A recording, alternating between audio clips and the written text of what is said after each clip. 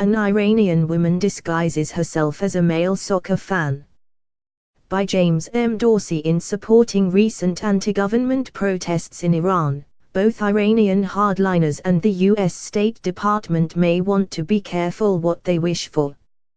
Not only are the protests unlikely to spark the kind of change either of the two adversaries may be hoping for, they also are refusing to stick to the different scripts the Trump administration and opponents of Iranian President Hassan Rouhani read into them.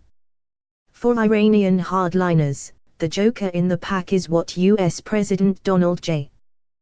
Trump decides in January to do with the 2015 international agreement that put curbs on Iran's nuclear program.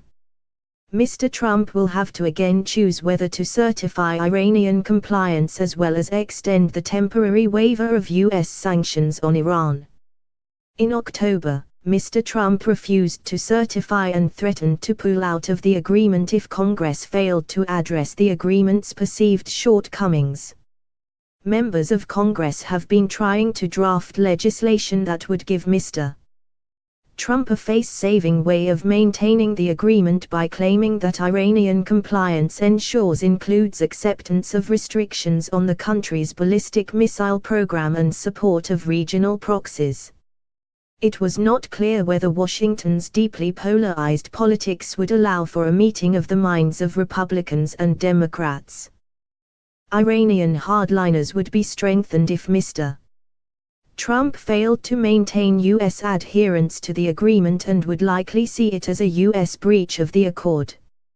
In a statement condemning the arrests of protesters, State Department spokeswoman Heather Orr projected the demonstrations as a bid to change Iranian politics. She urged all nations to support the Iranian people and their demands for basic rights and an end to corruption. In a reflection of a strand of thinking in Washington that is looking for ways to change the regime in Iran, Ms. Orr quoted U.S. Secretary of State Rex Tillerson as telling Congress that the Trump administration supports those elements inside of Iran that would lead to a peaceful transition of the government. For his part, Mr. Trump tweeted that the Iranian government should respect their people's rights, including right to express themselves. The world is watching. Mr. Trump and Ms. Orr appeared oblivious to the fact that unlike the 2009 mass protests against alleged fraud in presidential elections, the largest since the 1979 toppling of the Shah that were dubbed a Green Revolution and brutally squashed, this month's demonstrations may have been in part prompted by a hardline effort to exploit widespread discontent to undermine Mr. Rouhani. An Iranian woman disguises herself as a male soccer fan.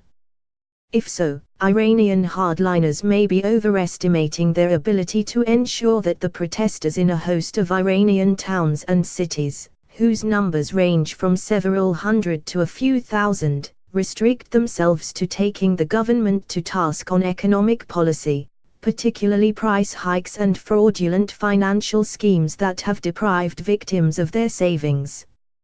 Various of the protests have turned into opposition to the very system hardliners are seeking to defend by demanding a release of political prisoners and the shouting of slogans some reminiscent of the 2009 demonstrations, like "Death to the Dictator," "Leave Syria alone," "Do something for us," "You are using religion as a tool, you have ruined the people, and what a mistake we made, by taking part in the revolution," to Reza Shah, "Bless your soul," a reference to the founder of the toppled Pahlavi dynasty.